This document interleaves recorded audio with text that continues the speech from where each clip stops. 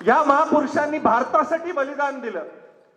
महाराजा यशवंतराव होळकरांना इंग्रजांनी open offer दिली होती की तुमचं जो काय मान मरातब आहे, तुमचं जे काय साम्राज्य आहे ते तुम्ही सांगाल तसं आम्ही करू, पण तुम्ही आमच्या बरोबर लढू नका, आम्हाला शांतीनं राहू द्या.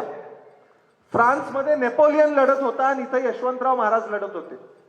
अशा परिस्थितीमध्ये सुद्धा महाराजा यशवंतराव होळकरांनी ते सगळं डावललं आणि महाराजा यशवंतरावांनी सांगितलं की मला अखंड हिंदुस्थान पाहिजेले, मला छत्रपती शिवाजी महाराजांनी दिलेलं हिंदवी स्वराज्य पाहिजेले आणि त्यासाठी या भारत भूमीमध्ये मला स्वतःला गाडून घ्यावं लागलं तरी मी गाडून घेईन, पण या राष्ट्राचे तुकडे होऊ देणार नाही. अगदी पंजाबमध्ये महाराजा रणजित सिंहांपर्यंत ते गेले. आपल्या इथल्या सगळ्या राजे राजवाड्यांना एकत्रित करण्याचा त्यांनी प्रयत्न केला.